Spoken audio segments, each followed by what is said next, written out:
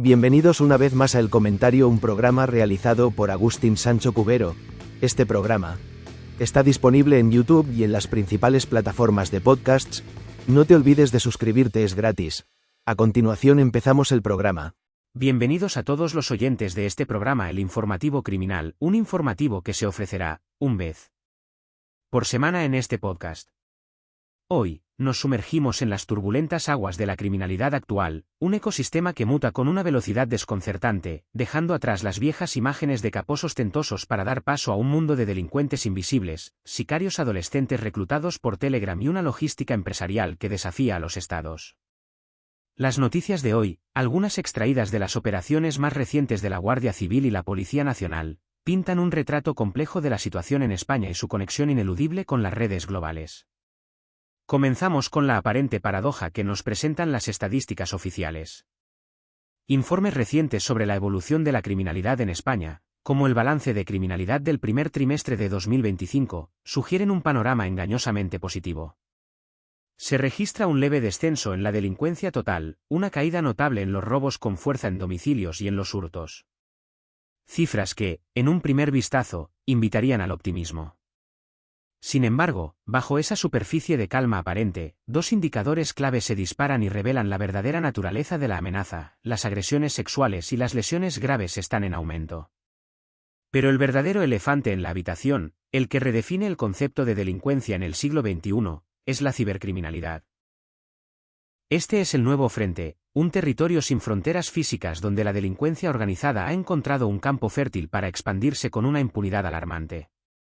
Ya no hablamos del crimen como una anomalía local, sino como una industria transnacional.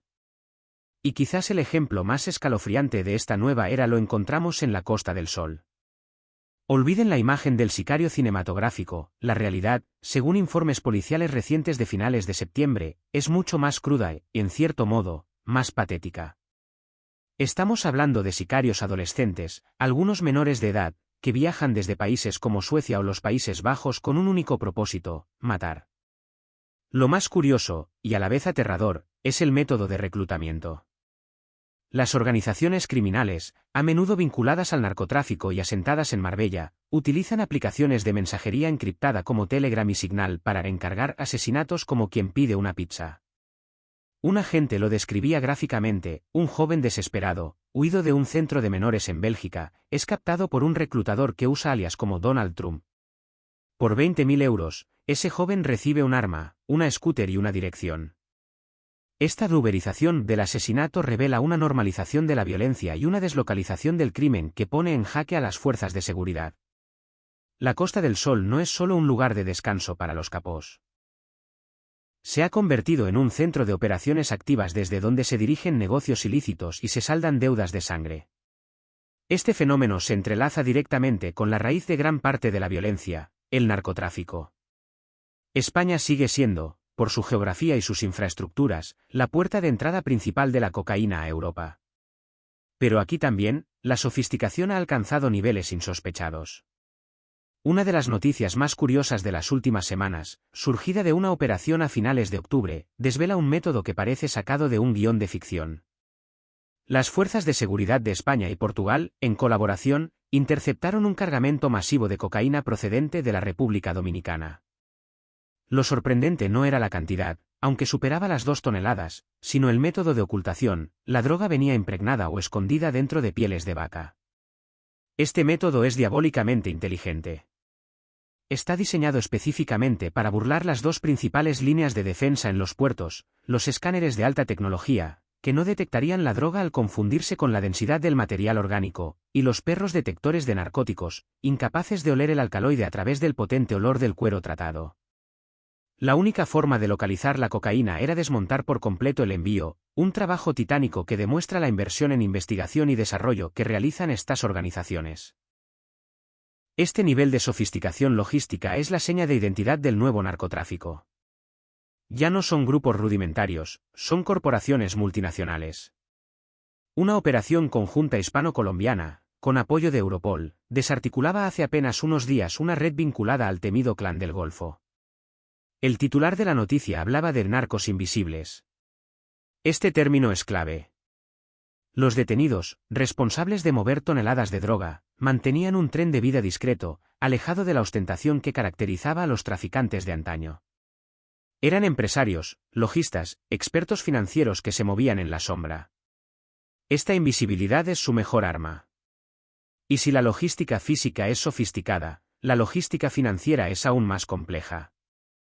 La misma operación contra el Clan del Golfo destapó una estructura de blanqueo de capitales que operaba casi enteramente en el mundo digital.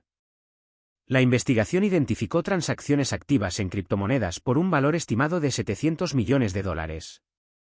El dinero de la droga, manchado de sangre en Sudamérica y en las calles europeas, se lavaba a través de complejas tramas de compañías offshore y se transformaba en activos digitales imposibles de rastrear para los métodos tradicionales de supervisión financiera. Este es el verdadero desafío para la Policía Nacional y la Guardia Civil. La batalla ya no se libra solo en el puerto de Algeciras o en las aguas del Estrecho, sino en la blockchain. Mientras España lidia con la cocaína, al otro lado del Atlántico, la Administración para el Control de Drogas de Estados Unidos, la DEA, centra sus esfuerzos en una amenaza aún más letal, el fentanilo. El Informe Nacional de Amenaza de Drogas, NDTA, de 2025 es claro: los opioides sintéticos, fabricados en laboratorios clandestinos en México por cárteles como el de Sinaloa y el Jalisco Nueva Generación, utilizando precursores químicos importados principalmente de China e India, son la principal causa de muerte por sobredosis en Estados Unidos. Estos cárteles han adoptado plenamente las nuevas tecnologías, utilizando las redes sociales y aplicaciones de mensajería para vender directamente las pastillas, a menudo camufladas como medicamentos legítimos, a un público cada vez más joven. ¿Por qué es esto relevante para España? Porque las tácticas y las redes son globales. En septiembre, la DEA anunció un golpe histórico contra el cártel de Sinaloa, con más de 600 detenciones en una operación internacional coordinada. Aunque el fentanilo aún no ha golpeado Europa con la misma virulencia que a Norteamérica, las rutas están establecidas y las organizaciones que hoy mueven cocaína hacia España, mañana pueden mover fentanilo.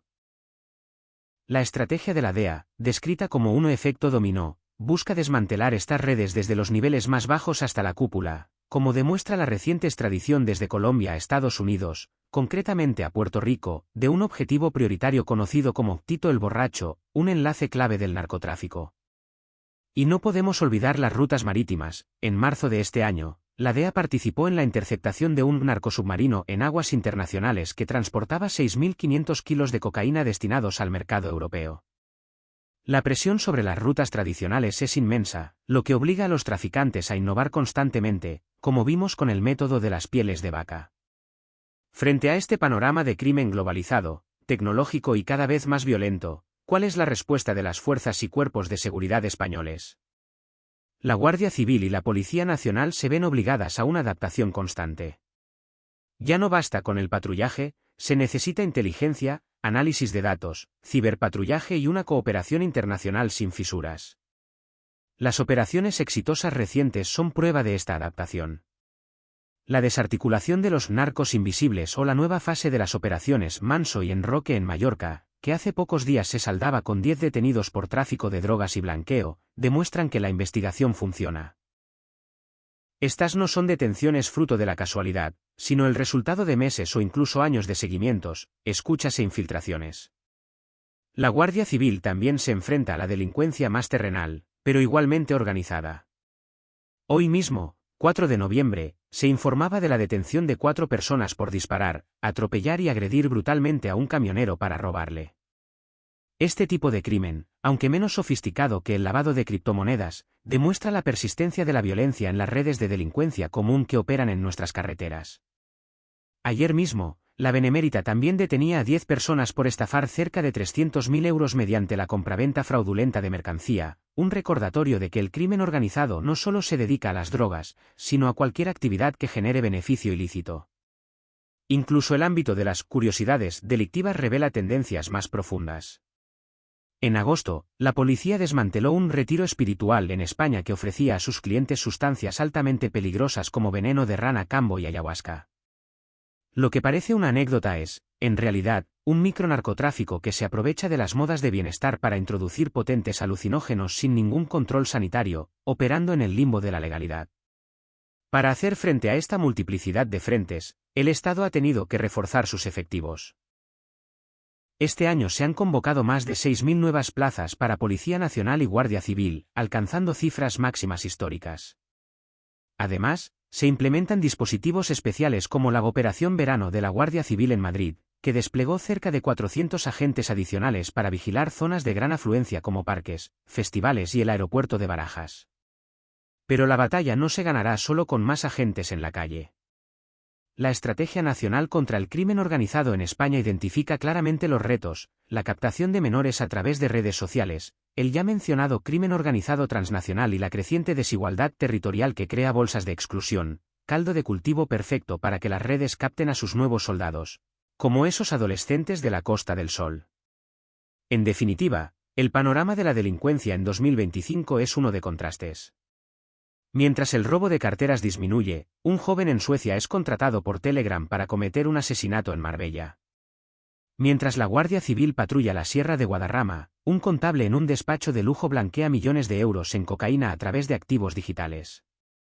La lucha contra el crimen se ha convertido en una carrera tecnológica y de inteligencia.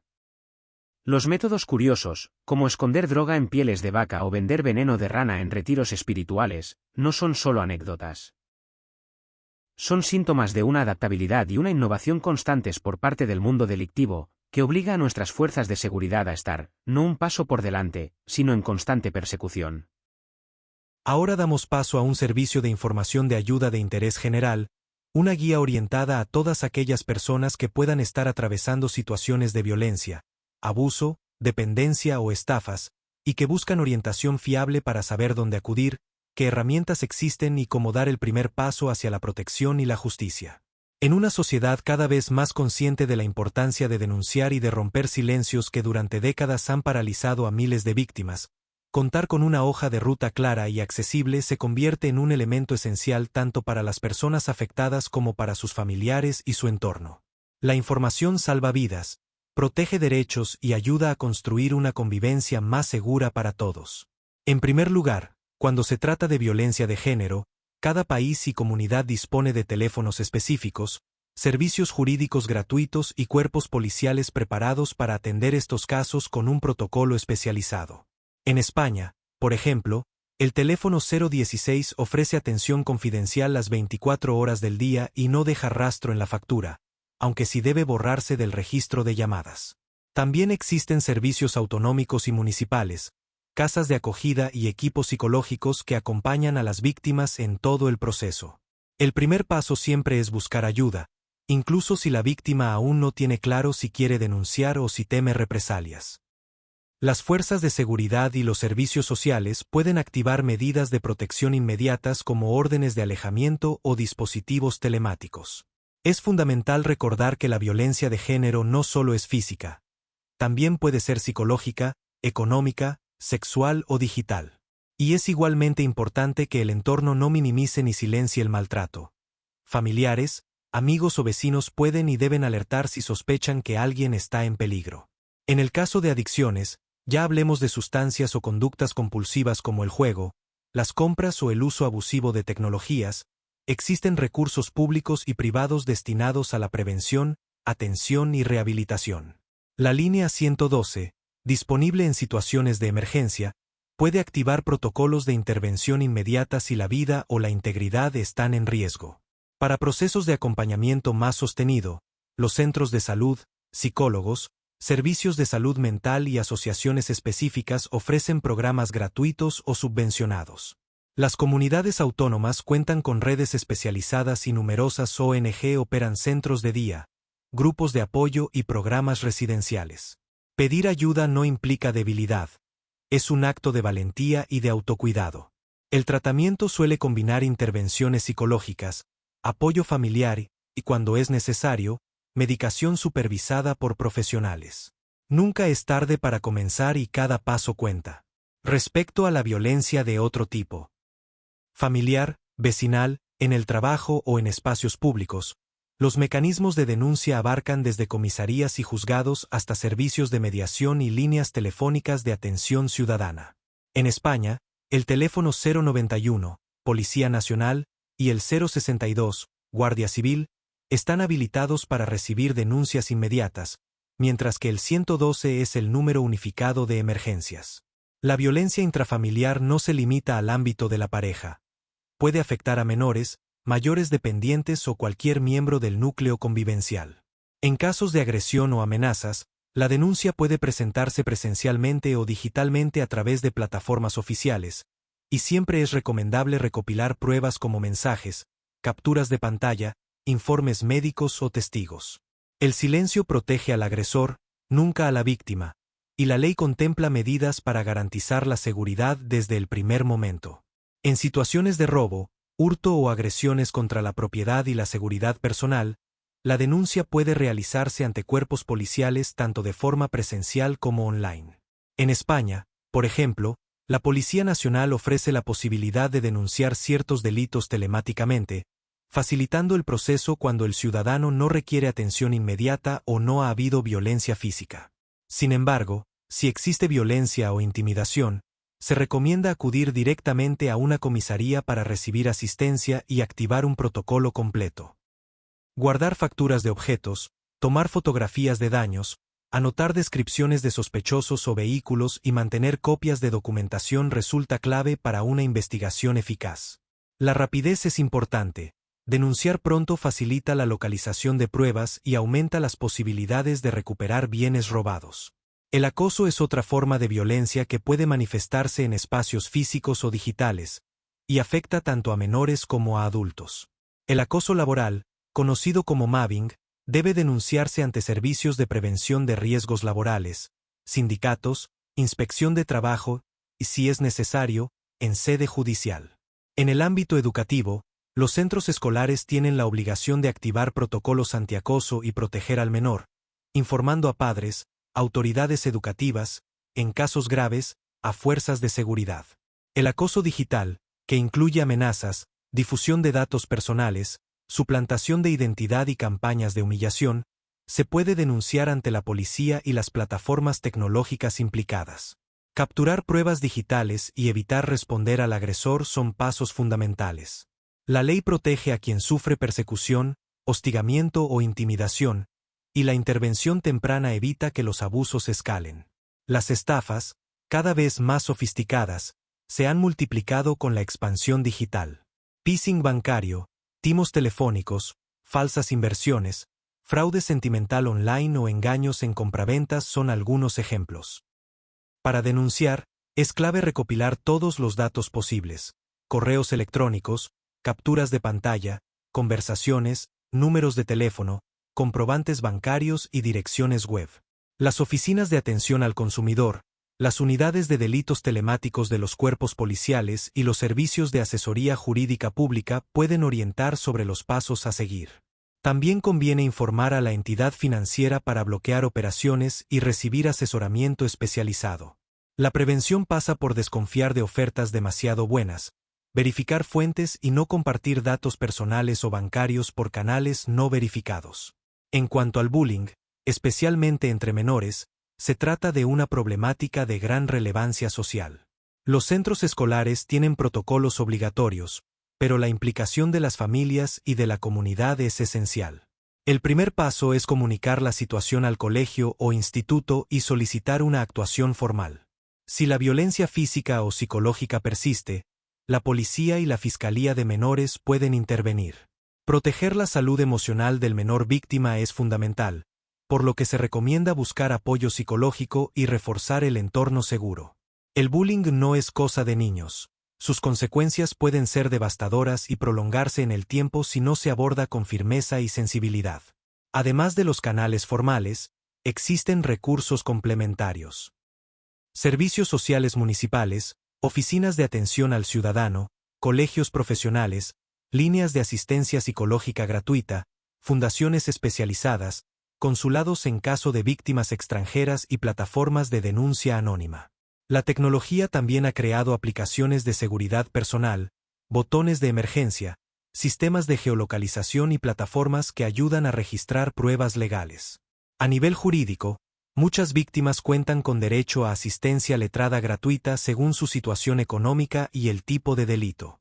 Documentarse y asesorarse antes de actuar puede marcar la diferencia en términos de protección y eficacia. Finalmente, Es imprescindible recordar que denunciar es un derecho y un acto de defensa personal y social. No existe vergüenza en pedir ayuda ni en levantar la voz frente a la injusticia. La sociedad ha avanzado, pero aún queda camino por recorrer. Por ello, la empatía, la solidaridad y la responsabilidad colectiva son herramientas tan valiosas como las instituciones. Nadie debe sentirse solo ni desamparado. Y si usted que lee esto no es víctima, pero conoce a alguien que pueda estar sufriendo, su apoyo puede ser decisivo. Informar, acompañar y no juzgar son acciones que pueden salvar vidas. Frente a la violencia, la indiferencia no es una opción. La denuncia es un paso, pero también lo es el acompañamiento continuo, la escucha activa y la firme convicción de que una comunidad segura se construye entre todos. En la primera parte de nuestro programa, analizamos las tendencias más recientes de la delincuencia en España y el ingenio casi empresarial del narcotráfico. Pero para entender el panorama global, para comprender por qué un capo en Marbella o un logista en Valencia es detenido, a menudo debemos mirar más allá de nuestras fronteras, hacia la agencia antidroga más poderosa y, quizás, más temida del mundo, la DEA. Cuando hablamos de la DEA, la Administración para el Control de Drogas de Estados Unidos, Drug Enforcement Administration, muchos imaginan las escenas de series de televisión, agentes en chaquetas tácticas derribando puertas en operaciones espectaculares. Pero esa es solo la punta del iceberg, el resultado final y visible de un trabajo que es, en su 90%, una labor de inteligencia, finanzas, diplomacia y una implacable burocracia legal. Hoy, en el informativo criminal, vamos a diseccionar cómo trabaja realmente la DEA, una agencia federal estadounidense que, sin embargo, tiene una influencia decisiva en las operaciones policiales de países a miles de kilómetros de Washington, incluida España. La DEA nació en 1973, en plena declaración de la guerra contra las drogas del presidente Richard Nixon. Su creación fue una fusión de varias agencias federales preexistentes, creando un único organismo con un mandato singular: aplicar las leyes de sustancias controladas de los Estados Unidos. Este mandato, aparentemente doméstico, es la clave de su poder global. La DEA opera bajo una doctrina legal que, en la práctica, se considera extraterritorial. Si un cártel en Colombia, México o Afganistán planea introducir un solo gramo de cocaína o heroína en territorio estadounidense, la DEA considera que tiene jurisdicción para investigar, perseguir y solicitar la detención de ese cártel en su totalidad. Para lograr esto, la estructura de la DEA es fundamentalmente doble, doméstica y exterior. A nivel doméstico, la DEA funciona como una fuerza policial de élite. Tiene 23 divisiones de campo en las principales ciudades de Estados Unidos, además de una vasta red de oficinas más pequeñas. En casa, sus agentes tienen plena autoridad federal para investigar, realizar vigilancias, ejecutar órdenes de registro y arrestar a traficantes. Pero su trabajo rara vez es en solitario, colaboran estrechamente con el FBI, con quien a veces tienen fricciones de competencia, con la Oficina de Aduanas y Protección Fronteriza, CBP, y, sobre todo, con las policías locales y estatales. Pero el verdadero poder de la DEA, lo que la diferencia de cualquier otra policía del mundo, es su servicio exterior. La DEA mantiene 86 oficinas en 69 países. Estas oficinas no son bases de operaciones encubiertas, están integradas oficialmente en las embajadas de Estados Unidos. En Madrid, en la Embajada de Estados Unidos en la calle Serrano, hay una oficina de la DEA.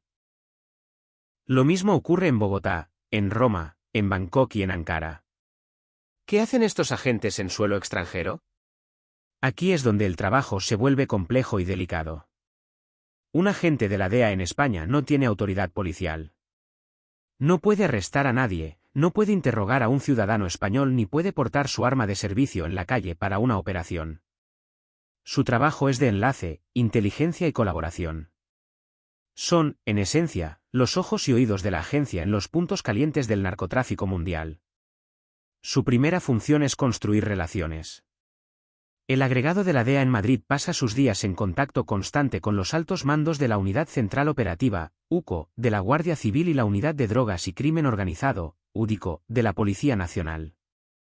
Comparten información.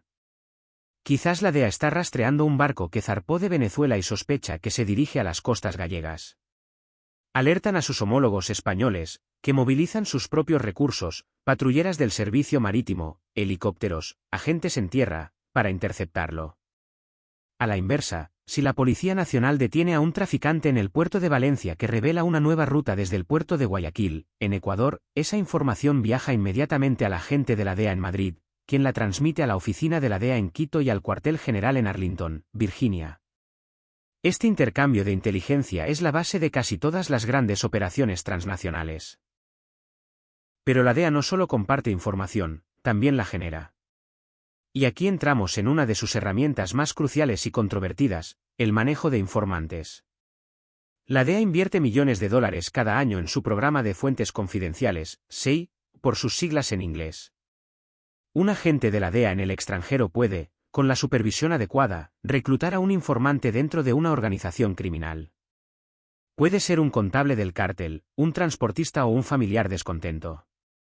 A cambio de información fiable que conduzca a incautaciones o arrestos, esa persona recibe dinero, y en casos excepcionales, protección o incluso una nueva vida en Estados Unidos. Este ejército de informantes permite a la DEA conocer la estructura interna de los cárteles, sus líderes, sus rutas y sus métodos de blanqueo de dinero. Es un juego sucio y peligroso, pero fundamental para su éxito. Dentro de la propia agencia, existen unidades de élite altamente especializadas. La más importante es la División de Operaciones Especiales, SOG, un centro de inteligencia conjunto y ultrasecreto. La SOG no es una unidad de asalto, es el cerebro que fusiona la inteligencia de la DEA con la de otras agencias estadounidenses como la CIA, la NSA, Agencia de Seguridad Nacional, y el Departamento de Defensa. Es aquí donde, por ejemplo, se pueden cruzar los datos de una interceptación telefónica de la NSA con el chivatazo de un informante de la DEA en México para localizar a un capo de alto valor. Y luego están las unidades que sí entran en acción, como los equipos FAST, Foreign Deployed Advisory and Support Teams.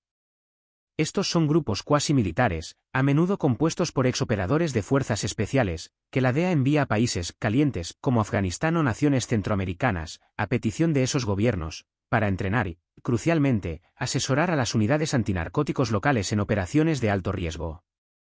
Son la versión más agresiva de la DEA, diseñada para operar en entornos hostiles donde las unidades locales están sobrepasadas por el poder de fuego de los cárteles. Sin embargo, el arma más poderosa de la DEA no dispara balas. Es el sistema legal estadounidense. Se llama extradición. Así es como funciona el gran juego de la DEA. Primero, la DEA identifica a un HVT, Evaluate Target, o, en su terminología actual, un POT, Consolidated Priority Organization el Target. Puede ser un jefe del cártel de Sinaloa en México, un narco invisible del Clan del Golfo en Colombia, como los mencionados en nuestro bloque anterior, o un blanqueador de capitales en Dubái. Segundo, la DEA, trabajando con la Oficina del Fiscal de los Estados Unidos en un distrito, por ejemplo, el Distrito Sur de Nueva York o el sur de Florida, comienza a construir un caso legal. Utilizan la información de sus informantes, las vigilancias electrónicas, a menudo proporcionadas por la NSA, y las pruebas recopiladas por sus socios locales, como la Guardia Civil. El cargo casi siempre es conspiración para importar narcóticos a los Estados Unidos. Tercero, un gran jurado federal en Estados Unidos emite una acusación formal, un indictment. Esta acusación se mantiene sellada. Cuarto, el Departamento de Justicia de Estados Unidos emite una orden de arresto internacional a través de Interpol, una notificación roja, y, simultáneamente, presenta una solicitud formal de extradición al país donde reside el objetivo. Quinto, y aquí está el momento clave, la Policía Local, la Policía Nacional Española, la Policía Federal Mexicana, la Policía Nacional de Colombia, localiza y arresta al objetivo basándose en esa solicitud. Sexto, comienza una batalla legal en los tribunales del país anfitrión sobre si el individuo debe ser entregado o no. Los cárteles gastan millones en abogados para luchar contra esto. Saben que ser juzgado en su país, donde pueden sobornar o intimidar, no es nada comparado con enfrentarse a un tribunal federal estadounidense, donde las sentencias son de décadas en prisiones de máxima seguridad sin posibilidad de fuga o influencia. Es por eso que los grandes capós, desde Pablo Escobar hasta el Chapo Guzmán, siempre han dicho que prefieren una tumba en Colombia, o México, que una celda en Estados Unidos. La DEA es la arquitecta de ese miedo. Este método ha definido la política de la DEA durante décadas. Pero hoy, la agencia se enfrenta a dos desafíos que están cambiando radicalmente su forma de trabajar, el fentanilo y las criptomonedas. El fentanilo, como mencionamos en nuestro informe anterior, ha sido el gran disruptor. El modelo de negocio de la cocaína o la heroína era agrícola, requería vastas extensiones de tierra, agricultores, laboratorios de procesamiento y rutas de contrabando voluminosas. Era un objetivo físico que la DEA podía atacar, quemar, interceptar y desmantelar. El fentanilo es un desafío químico y sintético. Como revela el Informe Nacional de Amenaza de Drogas de la DEA de 2025, los cárteles mexicanos ahora fabrican esta droga en laboratorios clandestinos utilizando precursores químicos importados de China e India. La DEA ya no puede centrarse solo en los campos de coca, debe perseguir a empresas químicas en Asia, rastrear envíos de barriles de precursores y luchar contra una sustancia tan potente que unos pocos kilos pueden generar más beneficios que una tonelada de cocaína. Su estrategia ha tenido que adaptarse. Ahora se centra en la cadena de suministro de precursores. La DEA presiona diplomáticamente a China y a India para que regulen sus industrias químicas, y sus agentes en esos países trabajan con las autoridades locales para identificar las fábricas deshonestas que venden a los cárteles. El segundo desafío es el dinero. La estrategia clásica de la DEA siempre fue seguir el dinero, follow the money. Solían rastrear transferencias bancarias, maletines de efectivo y operaciones de blanqueo a través de negocios fachada. Pero como vimos en la operación contra el Clan del Golfo, el dinero ahora se mueve a la velocidad de la luz a través de criptomonedas. Los cárteles usan redes de lavadores que convierten el dinero en efectivo de la droga en Bitcoin, Ethereum o stablecoins como Tether. Luego, mueven esos activos digitales a través de mezcladores, mixers, o servicios de swap anónimos, rompiendo la cadena de seguimiento, para finalmente retirarlos en otra parte del mundo. Esto ha forzado a la DEA a convertirse, en parte, en una agencia de análisis forense de blockchain. Cuentan con unidades especializadas en ciberdelincuencia que rastrean las transacciones en la cadena de bloques, intentando desenmascarar las carteras digitales de los cárteles. Es una batalla tecnológica de primer nivel, tan compleja como la persecución de un submarino. Por supuesto, el trabajo de la DEA no está exento de enormes controversias. Su historia está plagada de ellas. El caso más definitorio para la agencia fue el secuestro, tortura y asesinato de su agente Enrique Kiki Camarena en México en 1985, a manos del cártel de Guadalajara con, presuntamente, la complicidad de altos funcionarios mexicanos. Este evento creó una mentalidad de asedio en la DEA y una profunda desconfianza hacia algunos de sus socios, justificando en su mente operaciones más agresivas y unilaterales. Se les acusa de violar la soberanía de otras naciones, de gestionar mal a sus informantes, quienes a veces cometen crímenes bajo su protección, y de presionar a los gobiernos extranjeros para que adopten sus políticas de guerra contra las drogas, que muchos críticos argumentan que solo generan más violencia y no solucionan el problema de la demanda. El escándalo más reciente y notable fue la investigación Project Cassandra, donde, según informes de investigación periodística, el Departamento de Justicia bajo la administración Obama supuestamente frenó una investigación de la DEA sobre el tráfico de drogas y blanqueo de dinero de Hezbollah, por temor a que descarrilara el acuerdo nuclear con Irán.